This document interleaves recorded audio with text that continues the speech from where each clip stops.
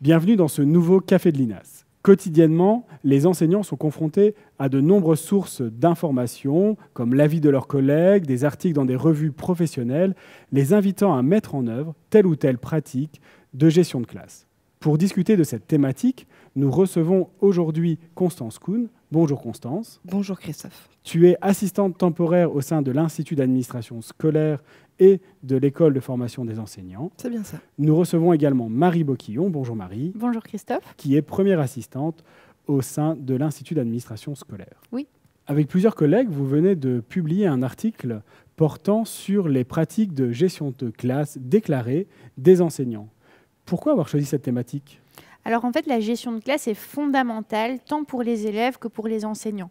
Donc pour les élèves, ils ont besoin d'un environnement propice aux apprentissages pour pouvoir se concentrer et aussi se sentir bien à l'école. Et pour les enseignants, on sait que la gestion de classe, au niveau mondial, il y a beaucoup d'enquêtes qui montrent ça, c'est particulièrement difficile pour beaucoup d'enseignants et en particulier pour les novices.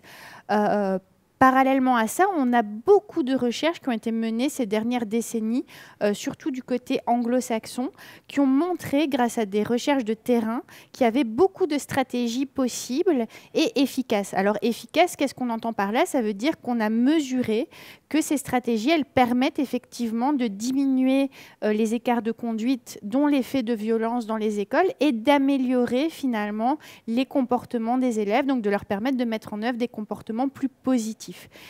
Par exemple, en comptant le nombre d'écarts de conduite qui étaient mis en œuvre par certains élèves, on pouvait observer une diminution. Hein, c'est ça. C'est ça. Et ce qui est fondamental dans cette littérature-là, c'est qu'en fait, un des principaux constats, un des principaux messages, c'est que la gestion de classe est beaucoup préventive et pas juste corrective. Donc, les enseignants les plus efficaces ne font pas que réagir aux problèmes de comportement. Ils mettent en place toute une série de choses en prévention avant même en fait qu'il y ait des problèmes de comportement. Donc ça, c'est vraiment super intéressant. Et nous, on a voulu aller voir, en fait, finalement, aller discuter avec des enseignants de quelles étaient finalement leurs stratégies pour mieux comprendre finalement comment ça se passe, ce phénomène, en Belgique francophone et sur quoi ils se basent finalement pour choisir leurs pratiques. Et si je comprends bien, préventif, ça veut dire toutes les actions que l'enseignant va faire avant qu'il y ait un écart de conduite, et correctif, c'est après. Tout à fait. C'est bien ça. Oui. D'accord. Constance, est-ce que tu peux nous en dire un peu plus sur les résultats de cette recherche ? Bien sûr Christophe. Du coup, on a été réaliser 42 entretiens semi-directifs avec des enseignants novices, 0 à 5 ans d'ancienneté maximum au moment de l'enquête, qui travaillent dans le Hainaut, en Belgique francophone. Par rapport à l'analyse de ces 42 entretiens, on dénote, on a relevé en tout cas que tous les répondants parlent de stratégies correctives, comme l'a annoncé Marie tout à l'heure, donc les stratégies qui permettent de réagir de manière corrective à des comportements que l'enseignant trouve inadaptés ou inadéquats dans sa classe. Puis, par rapport aux stratégies préventives maintenant, plus de la moitié en parlent, mais certains n'en parlent pas du tout. On pourrait dire qu'il y a une gestion de classe qui est plus corrective que préventive de manière globale dans les propos. Dans les propos, effectivement. Je nuancerai ici dans leurs propos, parce que ce n'est pas parce qu'ils n'en parlent pas qu'ils n'en mettent pas en place, mais en tout cas, quand on leur pose la question sur leur stratégie, ils mettent davantage en avant les stratégies correctives que les stratégies préventives. Alors que les stratégies préventives sont fondamentales, comme l'a énoncé Marie ici dans l'introduction de ce café.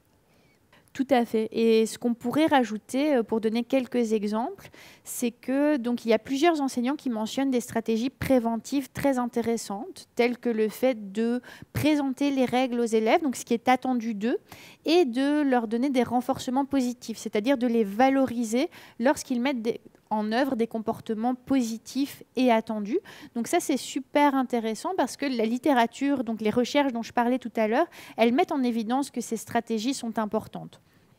Toutefois, les enseignants interrogés présentent les règles, mais ils ne déclarent pas les enseigner, au sens de ce qu'on appelle l'enseignement explicite des comportements, qui préconise en fait de montrer aux élèves concrètement comment se comporter de manière adéquate et de leur permettre de pratiquer les comportements attendus.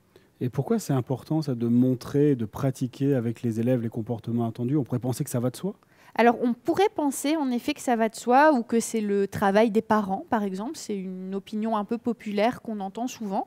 Mais en fait, c'est une question d'équité parce que tous nos élèves n'ont pas la chance, finalement, qu'on leur enseigne explicitement les normes, parfois très propres à l'école, finalement, parce qu'on ne se comporte pas à l'école tout à fait de la même manière que dans sa famille, par exemple. Et donc, c'est important, finalement, ça fait partie du rôle d'éducation de l'enseignant, de montrer aux élèves ce qui est attendu d'eux dans le cadre particulier de l'école. Et plus fondamentalement, en fait, ça permet de développer certaines valeurs et de former des citoyens, finalement, qui respectent certaines valeurs qu'on va promouvoir à l'école, par exemple le respect, la solidarité, toute une série de grandes valeurs qu'on a envie de promouvoir et d'incarner, finalement, concrètement dans la classe via des comportements positifs. Et ça passe par le fait de le montrer aux élèves et de leur permettre de le pratiquer devant nous et de leur donner finalement de la rétroaction, un retour sur leur comportement.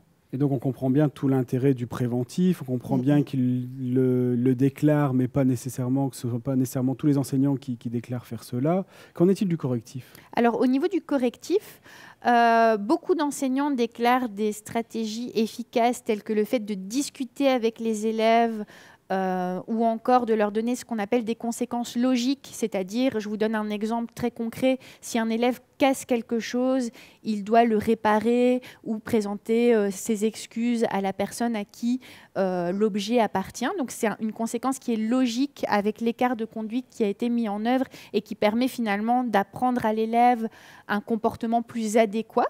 Donc ça, on remarque aussi, donc c'est très intéressant dans nos résultats. Toutefois, il y a toute une série de stratégies également efficaces et moins intrusives, telles que le fait, par exemple, de s'approcher d'un élève lorsqu'il commence à se désorganiser ou être un peu distrait, le fait de lui faire un petit signe non verbal plutôt que de l'interpeller directement devant les autres. Ça, ces stratégies-là, un peu plus discrètes, elles ne sont pas mentionnées par les participants. Et enfin, autre constat important, c'est qu'on a quelques participants, et on peut le comprendre pour toutes sortes de raisons, qui déclarent mettre en œuvre des stratégies moins efficaces telles que la punition. Alors pourquoi on dit que c'est moins efficace une punition?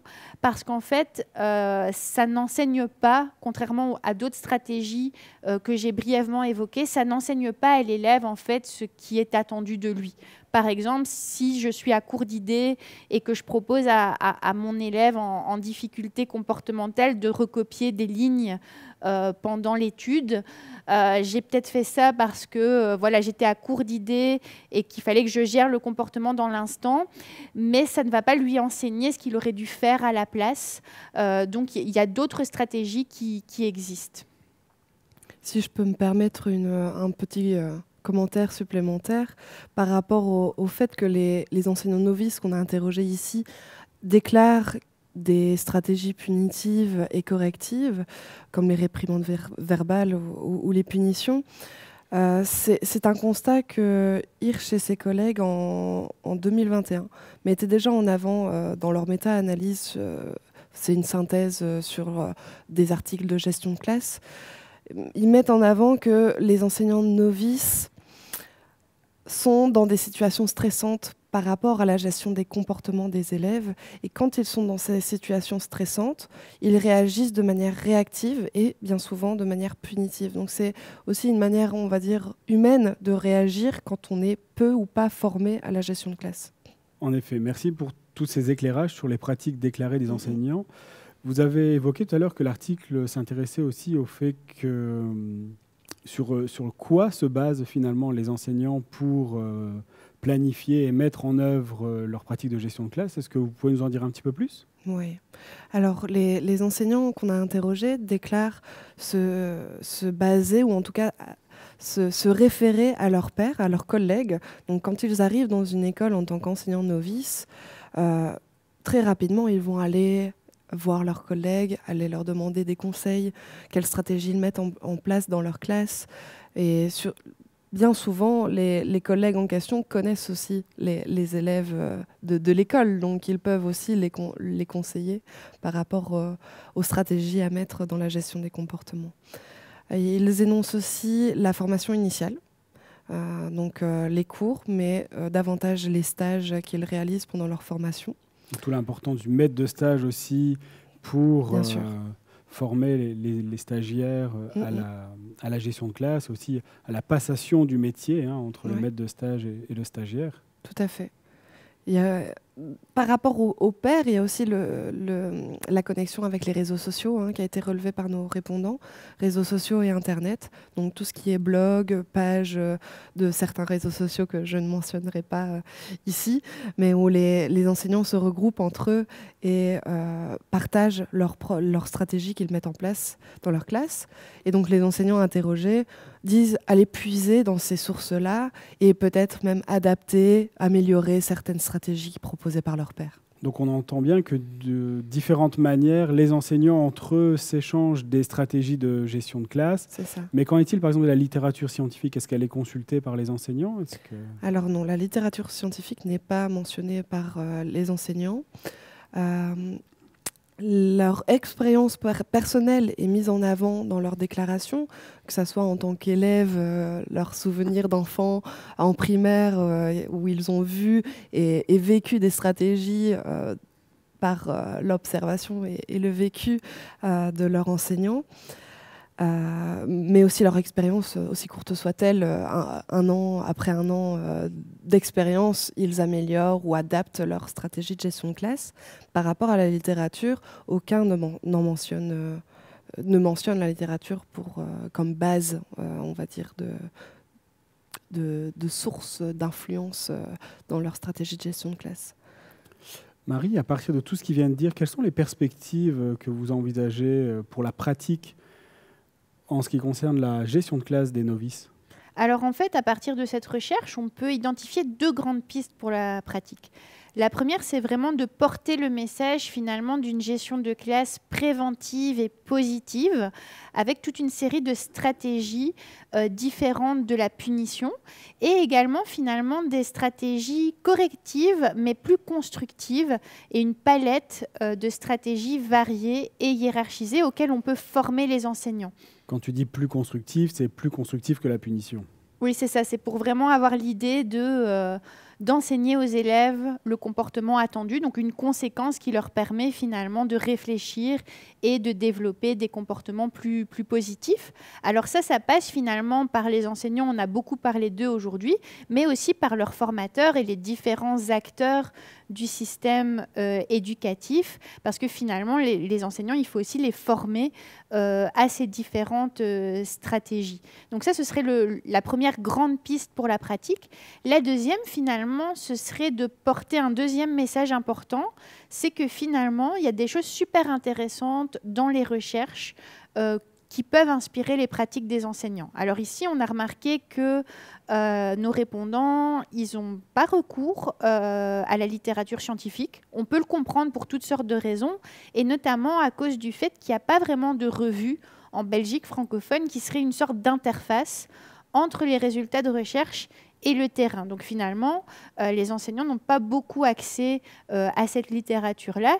Et ça, on pense qu'il faudrait le changer. Parce que finalement, les recherches scientifiques dont on vous a parlé aujourd'hui, ce n'est pas des recherches théoriques ou des théories inventées par des chercheurs. C'est vraiment des choses très concrètes, basées sur des observations de nombreux enseignants qui ont permis en fait la mise à jour de pratiques intéressantes qui peuvent à leur tour venir nourrir les pratiques d'autres enseignants. Donc ça, ce serait le deuxième grand message qu'on pourrait formuler à partir de cette recherche, c'est qu'il faudrait davantage sensibiliser et former à lire, les enseignants à lire et à s'inspirer des résultats de recherche. Bien sûr, ils resteraient libres de s'en servir ou non, mais en tout cas, leur donner davantage accès à ces stratégies-là, ce serait quelque chose de vraiment intéressant. Eh bien, merci Constance, merci Marie pour toutes ces informations.